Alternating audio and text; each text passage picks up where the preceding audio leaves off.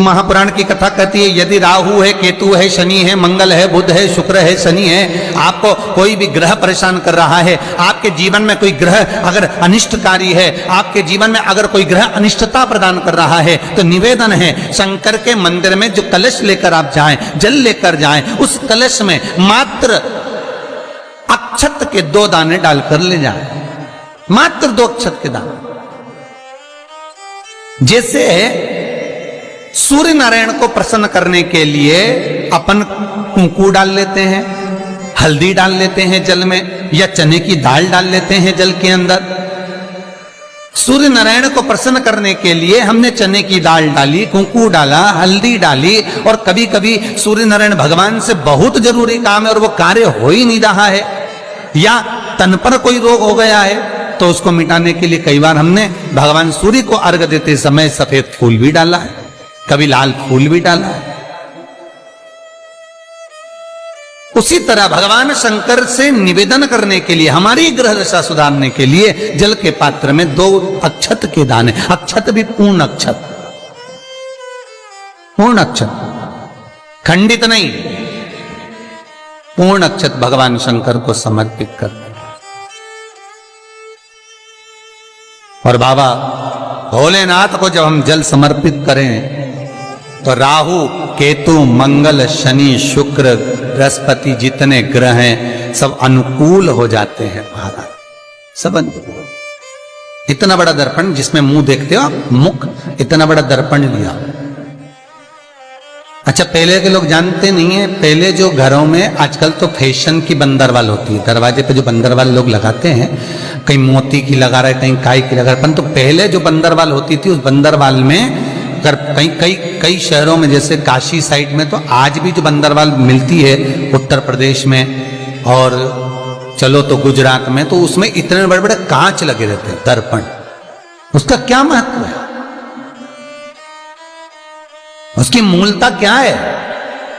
शिव महापुराण की कथा कहती है दर्पण इतना बड़ा ले लो, बंदरवाल अगर दर्पण वाली नहीं तो इतना बड़ा दर्पण लो, हनुमान जी के मंदिर में जाकर, क्योंकि हनुमान शंकर का ही अवतार है, हनुमान जी के मंदिर में जाकर हनुमान जी के उल्टे पांव का थोड़ा सा सिंदूर, चरण का थोड़ा सा सिंदूर एक कागज में लेकर आ जाइए, और हनुमान जी के छोटे भाई, हनुमान जी 6 भाई हैं, उसमें गतिमान, हनुमान जी के छोटे भाई गतिमान का नाम लो, और गतिमान का नाम लेकर उस दर्पण पर सिंदूर से त्रिशूल बना दो, सिंदूर से त्रिशूल बनाकर उस दर्पण को घर के बाहर, दर्पण का मुख बाहर की ओर, ऐसे बाहर की ओर मुख कर कर दर्पण को घर के बाहर या दरवाजे पर, बिल्डिंग पर, ऊपर जाली में, फ्रंट में, कहीं पर भी उसको लगा दीजिए। महाराज केवल शंकर का स्मरण कर कर, गतिमान का नाम लेकर, हनुमान के उल्टे पांव का सिंदूर का त्रिशूल बनाकर जो दर्पण को लगा देता है, आपको 1 महीने के अंदर अंतर मालूम पड़ जाएगा कि पिछले जो महीने निकले हैं उस महीने का अंदाजा लगाना कि घर में लोग कितने बीमार पड़ते थे, और इस दर्पण को लगाने के बाद बीमारी कम हुई कि नहीं हो कम तो ठंडा कर देना, क्या जा रहा है, पर करके जरूर देखना, विश्वास रखकर करोगे, भगवान शिव का अनुमोदन कर कर, भगवान शंकर पर विश्वास रखकर करोगे तो बीमारी घेर नहीं सकती। अकाल मृत्यु वो मरे जो काम करे चंडाल का, काल उसका क्या बिगाड़े जो भक्त हो महाकाल का। शंकर की आराधना करने वाला, शिव का स्मरण करने वाला, शिव का निवेदन करने वाला, शिव अर्चना में डूबने वाला, शिव का अनुमोदन करने वाला कभी दुखी नहीं हो सकता। बन सके तो बेलपत्र और समी पत्र शंकर को चढ़ाना है, 5 बेलपत्र, 11 समी पत्र। बन सके 108 चावल के आखे दाने ओम नमः शिवाय जप कर शिव को समर्पित करना।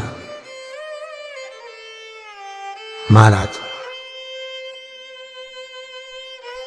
दुख तकलीफ ज्यादा है, रोग बीमारी ज्यादा है, तो पानी में लाल चंदन घोलकर, लाल फूल डालकर, बेलपत्री के पेड़ के नीचे।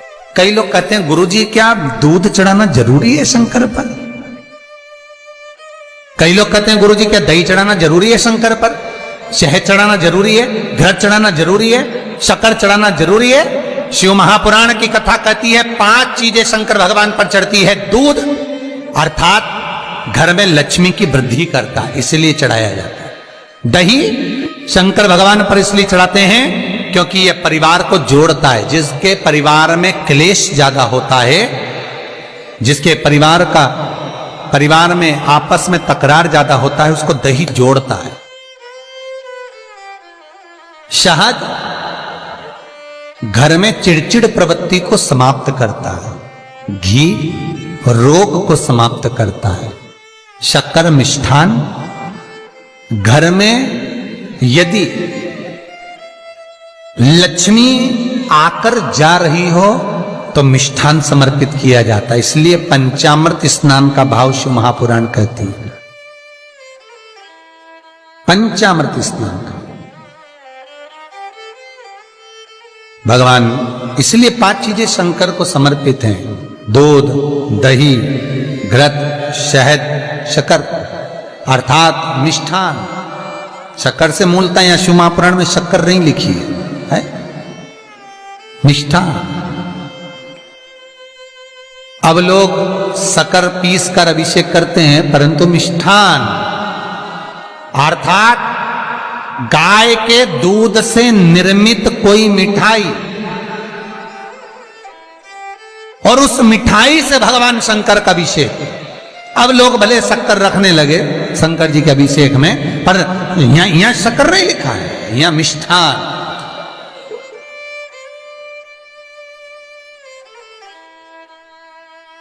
हमारे यहां सहज भाषा में कहते थे उसको खांड अर्थात मीठा। भगवान शंकर को समर्पित हो।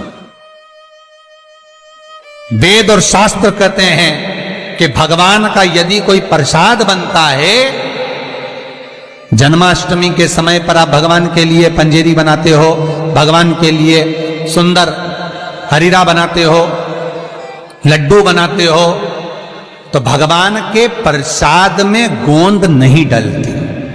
ध्यान रखना, आपकी बहू का जापा हो, डिलीवरी हो, तो खूब बादाम गोंद सब तल तल के खिलाओ, पर भगवान का जापा हो, भगवान का जन्मदिन हो, भगवान का जन्मोत्सव हो, राम कृष्ण का जन्मोत्सव हो, तो उसमें गोंद तलकर प्रसाद में कभी मत डालना, क्योंकि उसमें ब्राह्मण हत्या का अंश है।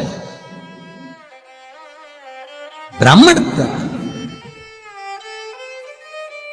और विद्वान जो ब्राह्मण होते हैं साहब, जिन्होंने शिव महापुराण की कथा या भागवत पुराण पढ़ी होती है, सुनी होती है,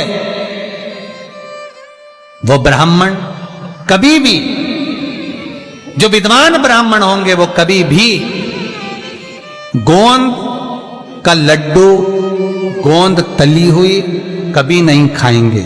भले वो देसी घी में तले, कुछ भी तले, पर गोंद नहीं खाते, गोंद का लड्डू नहीं खाते।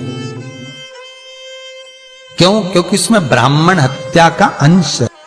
प्रत्येक फोटो में लक्ष्मी विष्णु के साथ नहीं मिलेगी, प्रत्येक फोटो में लक्ष्मी गणेश और सरस्वती मिलेंगे। दीपावली पर पाना खरीद कर लाओ, दिवाली पर कागज खरीद कर लाओ, दिवाली पर फोटो खरीद कर लाइए, लक्ष्मी गणेश के साथ मिलेगी, लक्ष्मी सरस्वती के साथ मिलेगी, पर लक्ष्मी विष्णु के साथ नहीं। क्यों?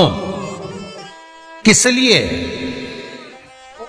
भगवान विष्णु और लक्ष्मी का फोटो